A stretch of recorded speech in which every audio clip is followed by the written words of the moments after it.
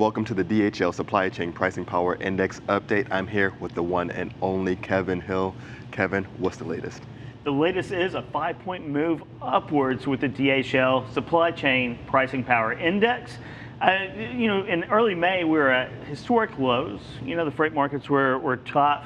I think we're at 20. I think we dropped down to 15 the week after that. So we're 15, 20 range, which is over here. And as everyone knows, 0 is all the power to the shipper, 100 is all the power to a carrier. So we're hovering. We were wondering, are we going to touch 0, or how low can we actually take this? This was just in early May. So we have June, July, August, so not even 3 months later, we have shifted the pendulum all the way over to 80. So the carriers have the power now.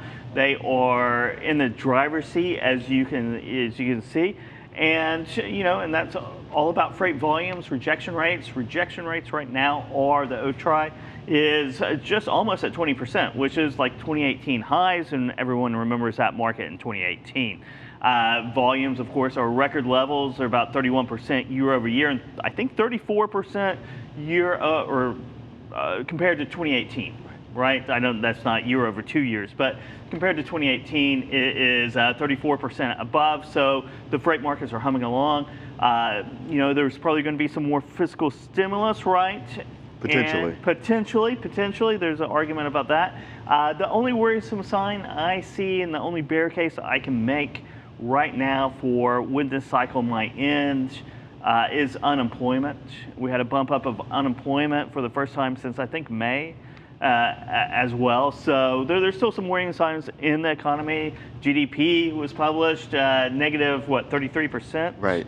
Negative 33%, but it looks like we're on the upswing from that. But whatever disasters that might be out there out on the windshield, who knows? Right. So, Kevin, this is quite a substantial move. I mean, every week we look at this on Fridays and we see an incremental movement. I'm thinking, okay, it's going to get back to that equilibrium, but it just keeps creeping back closer and closer to that carrier movement. Do you think this is something that's going to be really dependent on the trajectory of the COVID-19 situation, or is this something more transportation related? I think 2020 is all about COVID-19. Everything's driven by COVID-19, the economy, freight, life in general. Schools are driven all about what COVID-19 does, what the infection rates are. You have Texas, California, Florida. Is that going to catch up with the freight markets and the economy in general and drag it back down a little bit? What's going to happen? When are we going to return to normal, and what's that normal going to be? And I think it's a health question that's driven by COVID-19. But that's my personal opinion. Well, your personal opinion means a lot to us. Kevin, where can people find a little bit more research that maybe you or your team's putting out?